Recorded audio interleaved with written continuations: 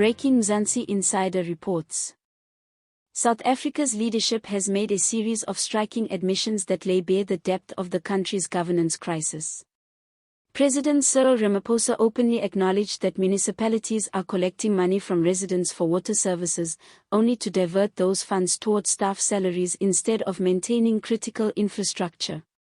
This mismanagement directly explains why so many communities experience dry taps, deteriorating systems, and growing frustration that often erupts into protests. The president further revealed that 63% of South Africa's 257 municipalities are now classified as at risk, highlighting a systemic failure at the local government level. He described municipalities as the weakest link in the country's governance structure, a stark admission that the very institutions closest to citizens are failing to deliver basic services. Adding to the gravity of the situation, Ramaphosa noted that approximately 14 million South Africans went to bed hungry in 2024. This figure underscores the widening gap between constitutional promises and lived reality, as millions struggle with poverty, unemployment, and inadequate service delivery 3 decades after democracy.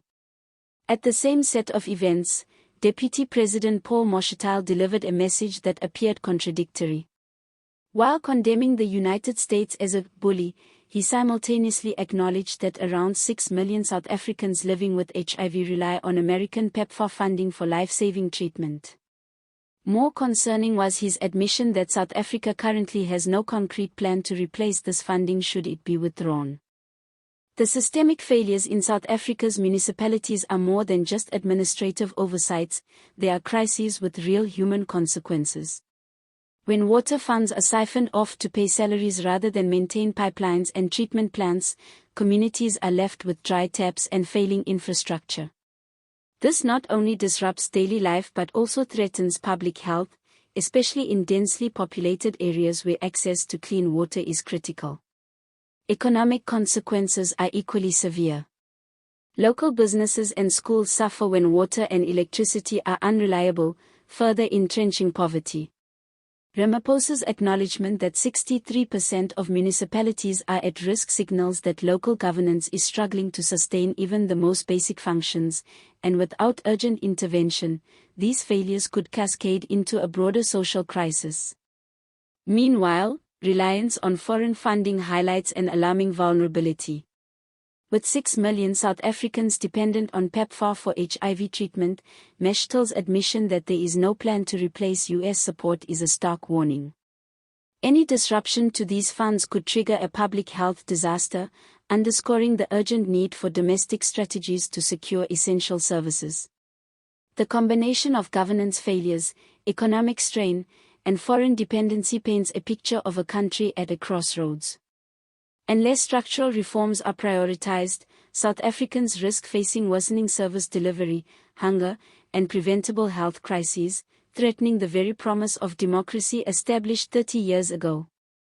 The revelations by Ramaphosa and Mashatile have sparked a wave of public concern and criticism. Citizens are increasingly frustrated as political leaders acknowledge systemic failures without offering concrete solutions. Protests over water shortages, electricity outages, and food insecurity are becoming a daily reality in many municipalities, signaling that patience is running thin. Political analysts warn that these admissions could have serious electoral consequences. Local governments failing to provide basic services weaken public trust in the ruling party, potentially reshaping voter behavior in upcoming elections.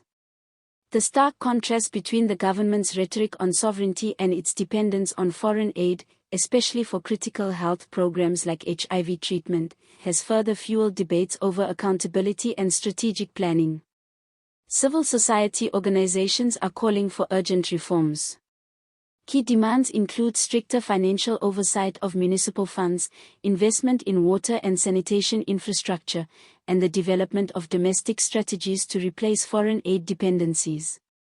Without such reforms, experts argue, the social and economic costs will continue to escalate, undermining both human welfare and the credibility of South Africa's democratic institutions. Ultimately, The leadership's admissions serve as a sobering reminder: governance failures at the local level are no longer abstract concerns, they directly affect millions of South Africans' lives. The coming months will test whether political will can translate into meaningful action, or whether communities will continue to bear the brunt of a system under strain.